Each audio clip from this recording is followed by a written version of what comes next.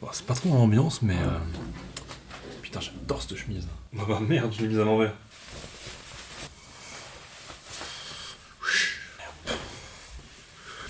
Tac, allez hop.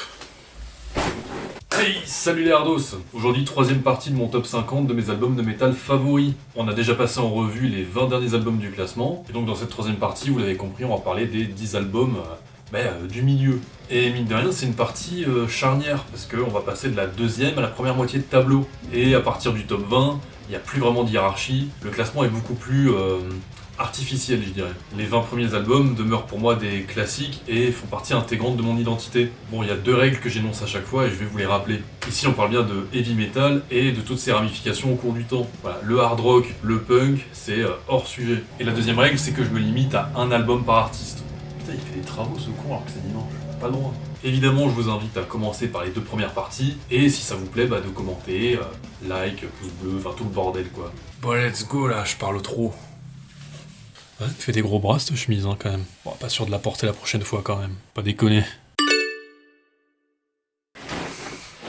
Pour inaugurer cette troisième partie, on va faire une petite excursion au pays du soleil levant. Ouais, même si l'archipel nippon regorge de groupes de qualité, c'est la seule, désolé. On va donc parler d'un groupe mythique des années 80 et 90, X-Japan.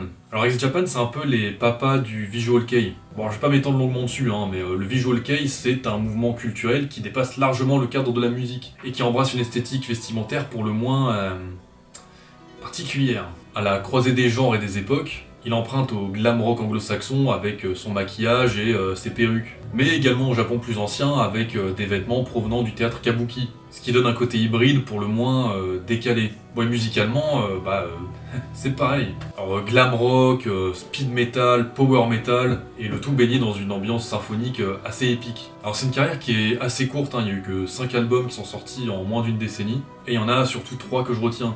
Blue Blood, Art of Life et Dahlia. Mais celui qui pousse l'esthétique du groupe à son paroxysme, c'est le second cité, Art of Life. Alors la dernière fois on s'était quitté sur un album composé d'un unique morceau d'une heure, cette fois-ci c'est la même, mais avec un morceau de moitié moins de temps. Alors moitié moins de temps certes, mais une densité émotionnelle tout aussi grande. Alors la tête pensante derrière le projet c'est Yoshiki, pianiste et batteur du groupe, puisant son inspiration dans ses traumatismes d'enfance.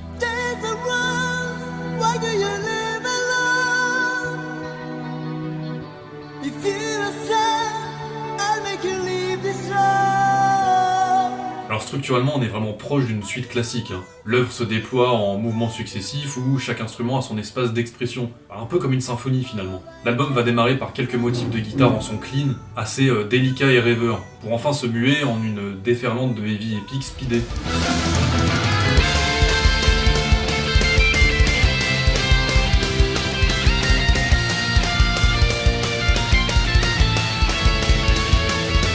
Le climax de l'album, c'est le moment où les guitares s'effacent pour laisser place à 9 minutes de piano suspendues et dissonantes. C'est une section pianistique tourmentée absolument exceptionnelle, assez expressionniste dans la forme, qui personnellement me rappelle le romantisme de la fin du 19e, début 20e. Notamment le concerto pour piano numéro 2 de Rachmaninoff. C'est un passage de dépouillement total avant que l'album ne se termine sur sa forme initiale finalement.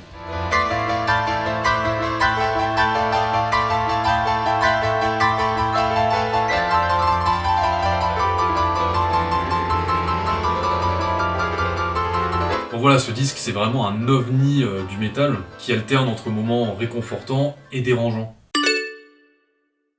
Je pense qu'il est assez clair depuis le début que le métal progressif c'est vraiment mon genre de prédilection. Et si sur le papier c'est un genre qui permet toutes les folies créatives, faut bien admettre qu'il possède également ses propres écueils. Certains groupes s'égarent parfois dans des démonstrations techniques stériles, là où d'autres se perdent dans des formats pseudo-narratifs dilatés, sans que ce soit nécessaire. Bon, et histoire de réinjecter de l'émotion là-dedans, on va parler d'un groupe qui fait ça mieux que personne, Pain of Salvation. Une carrière assez longue qui vaut le détour, mais l'album qui va nous intéresser, c'est celui sorti en l'an de grâce 2000. Comme moi. On va parler de The Perfect Element. Alors c'est vraiment pensé comme un album concept. C'est une immersion sans concession dans l'esprit de deux individus à l'enfance brisée, dont les trajectoires se croisent dans une douleur partagée. Il aborde avec une acuité finalement assez rare des thèmes comme la perte de l'innocence, les abus en tout genre, qu'ils soient physiques, psychologiques ou sexuels. L'isolement qui résulte de ces abus et finalement la reconstruction, en tout cas les tentatives.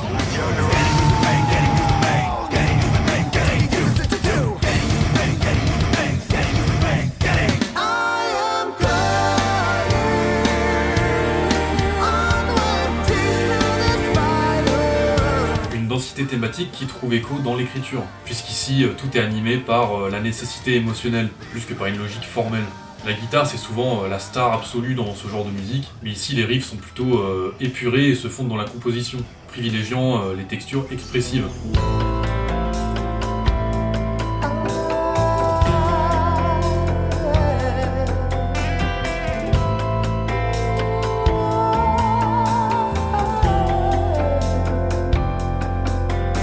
Bon, et encore une fois, pour des projets d'envergure comme celui-là, il y a souvent une tête pensante derrière. Au centre du projet, un homme, Daniel Gildenløve, Gildenløve. Je parle pas suédois, j'en sais rien. Alors je vais pas vous faire tout le CV du bonhomme, mais il faut garder à l'esprit que c'est un artiste très versatile, avec un corpus d'influences varié et un chant qu'il est tout autant, mais ça on va en parler juste après. Donc voilà, c'est pas vraiment un musicien de métal classique. Je le vois un peu comme un metteur en scène de pièces de théâtre. Chaque morceau est construit autour d'une émotion et tout est au service du ressenti. C'est quelque chose que je ressens vachement avec son chant, qui est d'une très grande plasticité. Et en fait, c'est selon moi son atout numéro 1. Et même s'il a largement les capacités de sonner juste tout le temps, il cherche vraiment à incarner ses personnages et des émotions en particulier. Donc c'est pas forcément toujours très beau d'un point de vue strictement académique, mais c'est volontaire. Et ça permet de déployer une palette d'émotions bien plus variée. Et d'un point de vue dramaturgique, c'est vraiment très fort.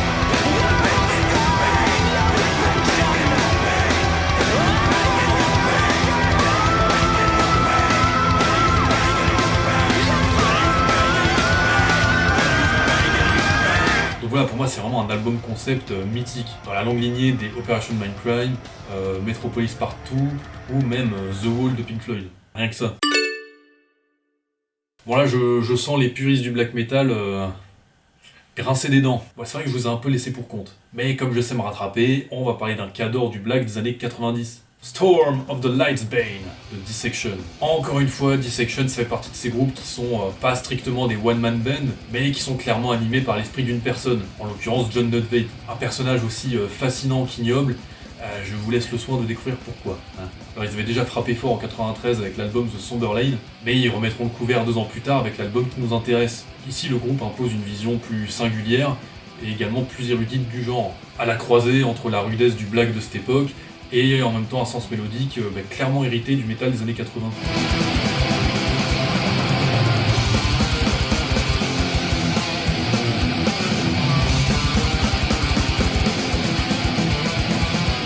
On sent que le jeune Nutwaite, il a poncé ses classiques. Et dans une scène qui à l'époque était clairement dominée par le voisin norvégien et ses codes rigides, voire complètement arc-boutés sur les éternelles mêmes références, Dissection trace une voie, je dirais pas alternative, mais clairement moins mono-expressive, où la noirceur ne s'oppose pas à la clarté, mais au contraire s'y entremêle. Et au cœur de cette alchimie, c'est le travail des guitares qui prime. On va retrouver les riffs en trémolo typiques du genre, mais qui gagnent en fluidité. Peut-être parce que John est un peu plus adroit de ses doigts que ses homologues. Ça joue peut-être un petit peu. Mais aussi parce qu'ils sont accompagnés de riffs plus traditionnels, assez catchy. Et le tout porté par des progressions harmoniques particulièrement soignées, où chaque ligne mélodique est pensée et construite.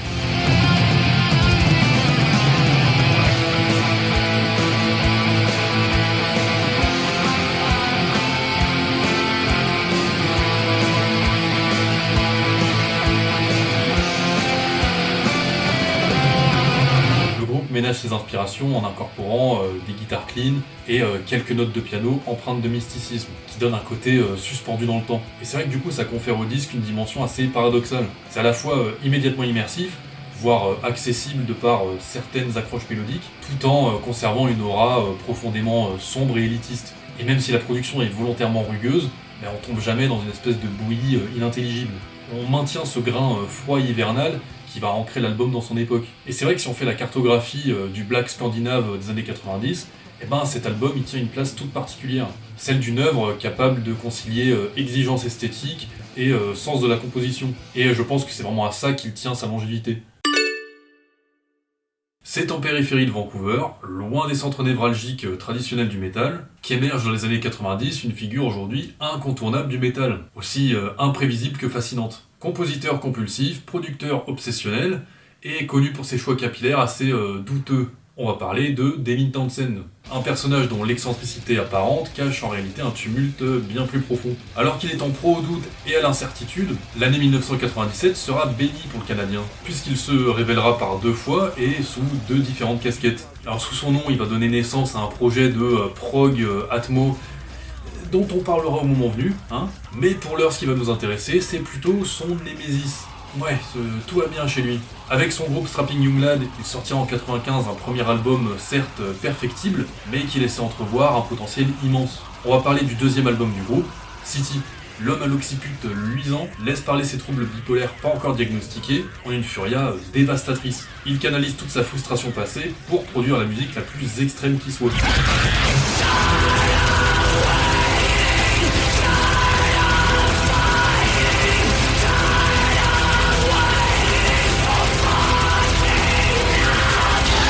Alors musicalement, l'album repose en grande partie sur cette esthétique du mur du son, c'est-à-dire cet empilement d'instruments, et notamment de guitare, qui donne un son extrêmement épais, extrêmement dense et jusqu'à l'étouffement, et dont Devin Townsend est vraiment le maître incontesté. Mais derrière ce chaos apparent, se cache en réalité une rigueur maniaque, sentiment qui est fortement renforcé par le jeu de batterie, assuré par l'expérimenté Gino Glan, avec des motifs percutants et mécaniques.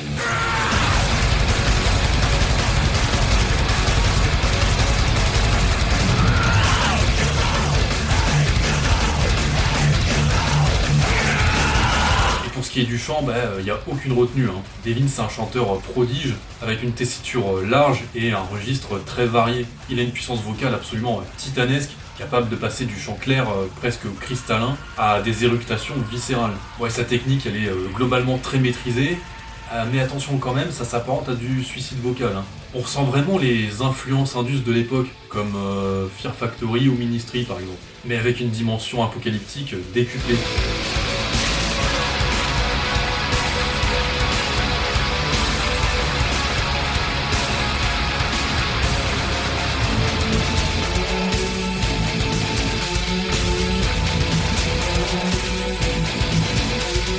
Devin Townsend aborde sans filtre son dégoût de la société du spectacle, de la dépendance et de l'autodestruction, dans une catharsis sonore sans limite. Pour clôturer cette deuxième moitié de classement, on va s'atteler à un gros poisson, un gros nom qui tâche. Il s'agit du groupe français qui voyage le mieux à l'international, Gojira. Gojira, en plus d'une carrière exemplaire, c'est un groupe qui a réussi à percer dans un genre bien codifié, grâce à ses propres atouts. Pour moi, il y a 2 albums surtout qui sortent du lot, à savoir From Mars to Sirius et The Way of All Flesh. Il y a une dimension progressive sur ces 2 albums qui, à mon sens, manque un petit peu sur les derniers, même si je les aime bien quand même. Alors c'est pas très original, mais je vais me tourner vers From Mars to Sirius. C'est vraiment l'album de la maturité, celui qui les a fait passer d'outsider prometteur à géant de l'industrie. Porté par les frères du Plantier, c'est un groupe qui a réussi à tirer son épingle du jeu, dans un genre qui est pourtant très stéréotypé comme je l'ai dit.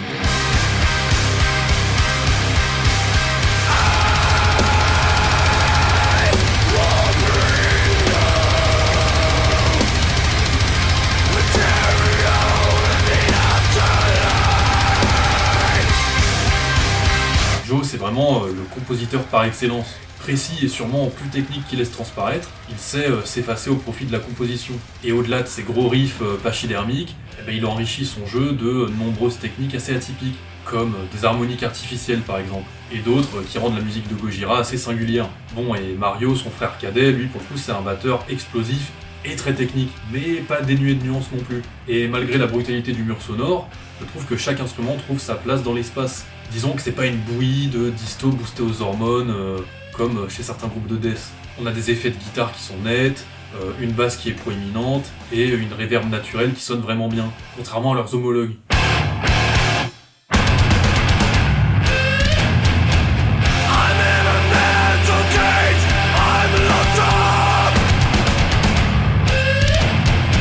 Et même thématiquement, le groupe dénote complètement du genre. C'est un genre où prédominent outrageusement les thématiques et les visuels dégueux et vulgos à souhait, qui personnellement me fatigue. Vous avez compris, le death, c'est pas forcément tout mon truc. Surtout la scène floridienne en vrai. La scène suédoise, ça passe mieux quand même.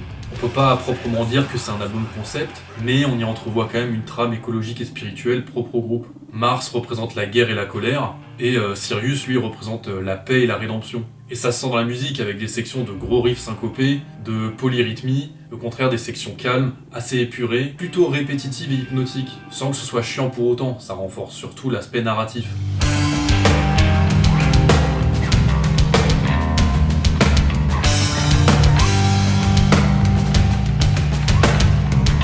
Donc voilà, c'est une œuvre, et en fait même un groupe d'une manière générale, qui a réussi à insuffler la vie dans un genre enfermé dans ses propres codes éculés.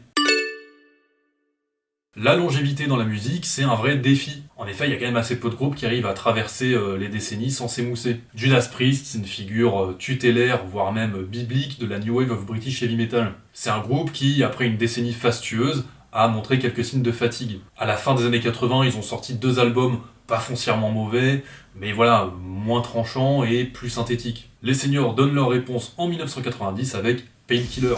Bon, alors les seniors, faut se calmer, vous avez à peine 40 ans. Mais c'est pour le narratif. Alors Painkiller, c'est pas juste un regain de forme qui rappelle le bon vieux temps. C'est un reboot. C'est une version modernisée, hypertrophiée de ce qu'était le groupe à son prime. Et le ton il est donné dès la première seconde avec le morceau éponyme, qui démarre avec un pattern de batterie en mode sulfateuse. Les riffs se durcissent, le tempo s'emballe et le cuir est maintenant clouté.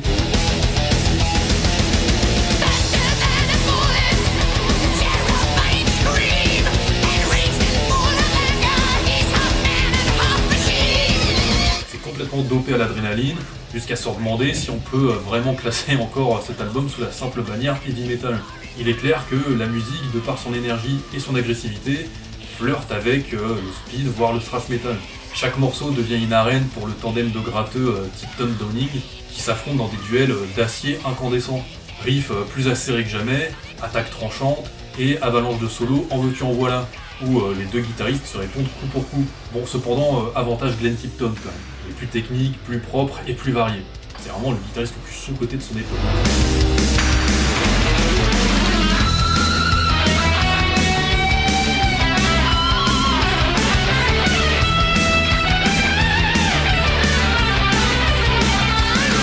Et au sommet de cette montagne, sur son trône, l'inénarrable Rob Halford, qui décidément sait absolument tout faire avec sa voix, oscillant entre ligne héroïque et cris suraigus absolument surnaturels.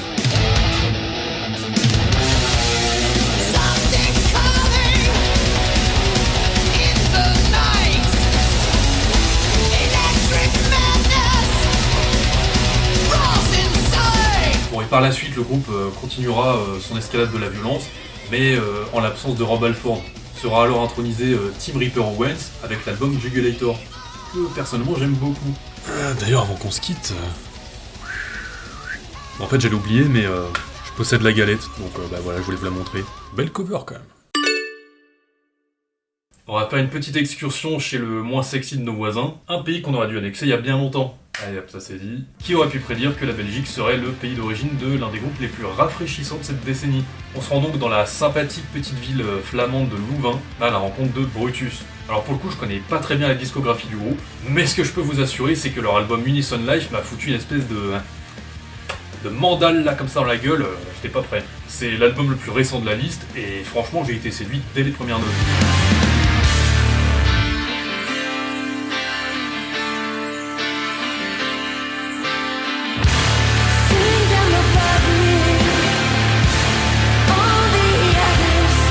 C'est vraiment ce que j'appelle un album de texture. Ici, le son, il a vraiment une identité forte, avec ses guitares noyées dans une reverb très large, qui personnellement me rappelle vachement la shoegaze des années 90. Et là, forcément, je vais vous citer les classiques, My Bloody Valentine, Slow Dive, voire même Cocteau Twins, si jamais on peut rattacher ce groupe à ce mouvement.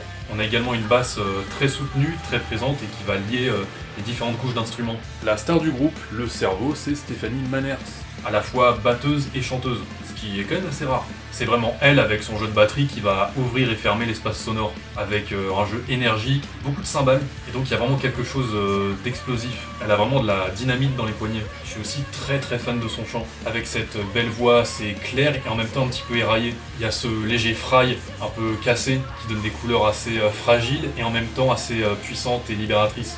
Un peu empreint de fragilité émotionnelle et en même temps de force libératrice. Et en fait, j'ai vraiment l'impression que c'est le leitmotiv de l'album.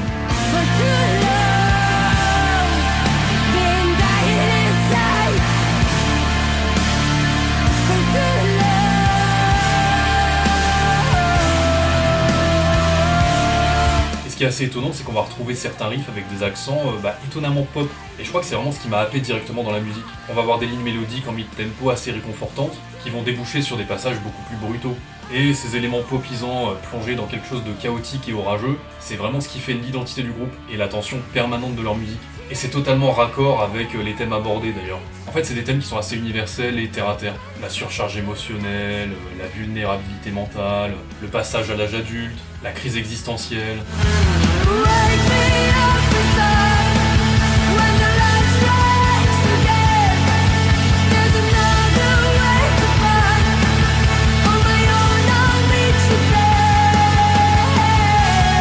S'il y a toujours un peu cette mélancolie sous-jacente, c'est toujours la lumière qui finit par l'emporter. Et donc en résulte un album assez inspirant. Et tous les passages bruts de décoffrage qui te mettent un coup dans le foie, ils sont pas là pour te mettre plus bactère, mais pour te dire, bouge-toi le cul quoi. Et moi c'est ça que j'adore dans l'album, c'est qu'on sent qu'ils ont pas fait un album brutal pour faire quelque chose de brutal.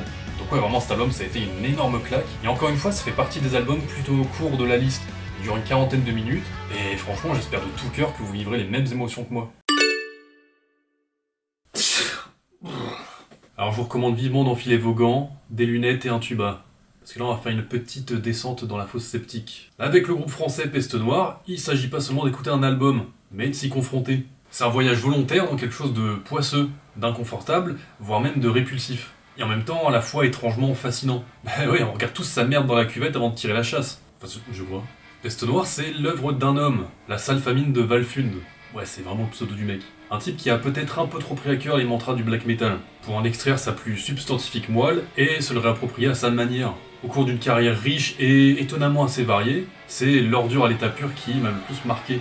Alors comment vous expliquer Alors faudrait imaginer Dark Throne qui aurait copulé avec de la techno hardcore, de l'accordéon musette ou encore du rap de Zonar. Donc ça nous donne une hydre sonore instable et imprévisible, où cohabitent sans vraiment de hiérarchie, du black metal, des rythmiques électro, et également des motifs hérités de la musique populaire française. Et dès le premier morceau, on est servi. Quelle infamie! Où sont passées la nature et les forêts? Tout est laid. Il n'y a plus un hectare sauvage pour chasser. L'air est suffocant, ça pire, ça le fainéant. Le tour de front, et enfin, le plan sur nous, les attenants, à genoux, les grands sauvages, le ton est donné dès le début avec un morceau sous forme de fresque, à la fois épique et grotesque, où le sublime et le trivial s'entrechoquent pour un résultat qui défie toute logique de genre. Et même le texte, c'est une espèce de diatribe identitaire à la fois nihiliste, et en même temps teinté d'humour crado. Et même le second morceau, c'est un espèce de sketch dégueu mis en musique, qui se termine avec un espèce de groove techno assez dansant, on peut dire. Sous l'espérance, followante, putain la foutre itinérante. C'est ça les pourris de la bête du monde, sale bagage de l'anti-monde. Et en fait, c'est ça qui est vraiment formidable avec ce disque, c'est que on passe vraiment du coq à l'âne sans trop savoir sur quel pied danser. On peut passer d'un texte mélancolique, plein de noirceur, à un pamphlet acerbe d'humour noir, ou encore un espèce de black metal slash guinguette. Ouais, c'est très étrange. Donc voilà, c'est une œuvre totale, jusqu'au boutiste, et vraiment inclassable. Famine livre ici une critique assez féroce de la société urbaine, de la modernité, ou encore de l'hygiénisme bourgeois. On sent que c'est un album qui est quand même éminemment politique, mais en même temps pas vraiment militant. Ça ressemble plus à un espèce de billet d'humeur schizophrène, à la fois fasciste et anarchiste. Un commentaire d'amour et de haine sur un pays qui se désagrège. Pas sûr que tout le monde soit vraiment d'accord avec ma dernière analyse. Lorsqu'on évoque les figures majeures du métal progressif, il y a toujours deux noms qui reviennent inlassablement. Donc on va voir Dream Theater et Tool, deux approches complètement différentes du genre. Les premiers ont bâti leur réputation sur un certain sens de la narration certes, mais surtout sur la virtuosité et la démonstration technique. Les seconds s'inscrivent dans une démarche radicalement différente bien sûr. Moins de performance, plus d'expérience. C'est pas mal ça comme formulation. Bref, donc Tool c'est un quatuor qui s'est formé au début des années 90, à une époque plutôt intéressante. On en a déjà parlé plusieurs fois précédemment, mais c'est une époque charnière, une époque de passation de pouvoir entre le heavy et le glam des années 80, avec le grunge du début des années 90. En 1992, ils vont sortir un EP qui s'appelle Opiate, et qui sera suivi un an plus tard de leur premier album, Undertow. Ouais, justement, sur ces deux premières galettes, on ressent vraiment l'influence du grunge de l'époque, avec un son minimal et granuleux. 3 ans plus tard, ils vont sortir leur second album, Et là, c'est déjà plus la même. Ils vont s'éloigner du grunge, ou du moins le faire évoluer vers une musique plus ample et plus ambitieuse, avec des morceaux plus longs, plus lents, des structures moins linéaires, et l'utilisation assez massive de mesures impaires par exemple. Bon, et ce Enima, c'est vraiment le premier album de leur trio de choc. 96 Enima, 2001 Lateralus, et 2006 10,000 Days. Et même là, généralement, c'est Lateralus qui récolte le plus de louanges. Mais pour ma part, l'album que je préfère, c'est le dernier cité, 10,000 Days. Alors ce qui est assez intéressant avec Tool, c'est que pour moi, c'est pas vraiment la guitare qui est l'instrument star du groupe. On va plutôt retrouver des riffs d'ambiance assez simples et plutôt percussifs.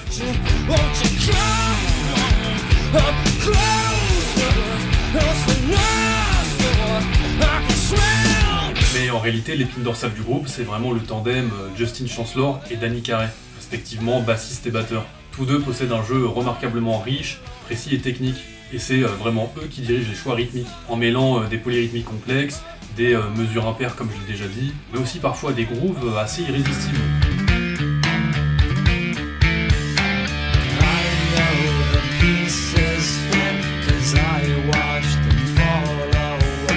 Bon, et en termes de chant, c'est aussi très intéressant, hein. Maynard James Keenan, il a vraiment du coffre, mais il sait s'effacer au profit de la composition. À leur début, il avait un chant plutôt tendu et agressif, qui peu à peu s'est mué en quelque chose de plus retenu et posé, avec une alternance de chant clair, chant agressif, plus maîtrisé.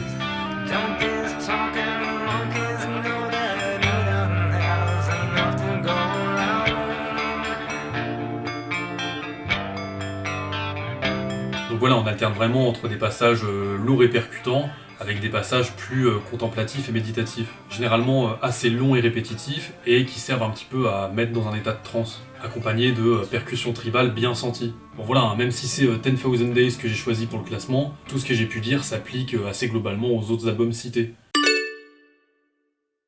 On va parler de Metallica.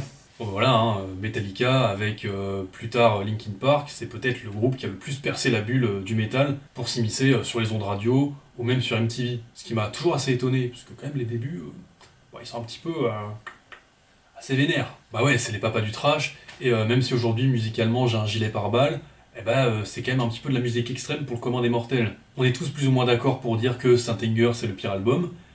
On n'est pas forcément d'accord pour désigner le meilleur. Pour certains, ce sera Ride the Lightning ou Injustice for All. Pour les plus mainstream d'entre vous, ce sera le Black Album. Je vous comprends pas, mais ok. Et désigneront Kill Em All ceux qui veulent faire leurs intéressants. Bon, et pour ma part, comme beaucoup d'entre vous, alors c'est pas très original, mais je trouve que le sommet créatif du groupe, c'est Master of Puppets. Les Californiens livrent ici, à mon sens, leur album le plus abouti, et selon moi, il n'y a aucun morceau à jeter sur cet album.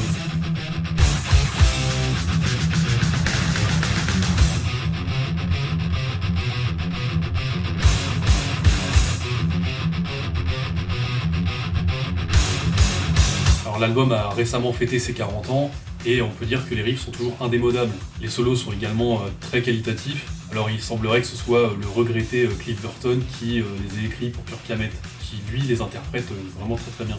Alors je dois dire que je suis pas un fan absolu de Cliff Burton, je trouve pas que ses lignes de basse soient forcément si grandioses que ce qu'on peut en dire, mais il faut quand même admettre qu'il avait une sacrée plume, et sa disparition laissera un grand vide. Et pour moi ça coïncide plus ou moins avec le déclin du groupe.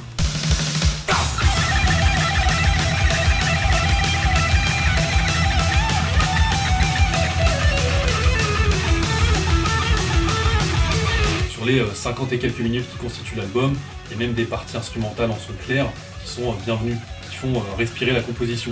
Et d'ailleurs, même si c'est pas officiellement un album concept, il y a quand même une ligne thématique qui sous-tend l'album. Master of Puppets, ça veut littéralement dire marionnettiste, et les morceaux parlent souvent de l'impuissance, le fait d'être assujetti à une force supérieure. Les drogues dures avec le morceau éponyme, la religion et le sectarisme avec Leper Messiah, l'enfermement mental et la folie avec Welcome Home Sanitarium, ou encore la guerre et le fait d'être utilisé comme chair à canon avec Disposable Heroes. Donc voilà, en réalité, derrière son apparence brute et bestiale, c'est un album qui est bien plus intelligent que ce qu'il n'y paraît. On en a terminé avec cette troisième partie, et je vous remercie de m'avoir suivi. Si vous pouviez vous abonner, mettre un pouce en l'air et écrire un commentaire, et évidemment ça me ferait grandement plaisir. Mine de rien, c'est assez excitant de parler de tous ces albums, déjà parce que c'est ma passion, et qu'on avance petit à petit. On va rentrer dans le top 20, et donc aborder des albums que je considère comme étant vraiment le gratin quoi. Et oui, parce que comme je l'ai dit au début, à partir du top 20, la hiérarchie a beaucoup moins d'importance. Donc on va se retrouver très prochainement, et d'ici là, portez-vous bien. Bon, la prochaine fois, je foutrai pas cette chemise à la con, faut pas déconner.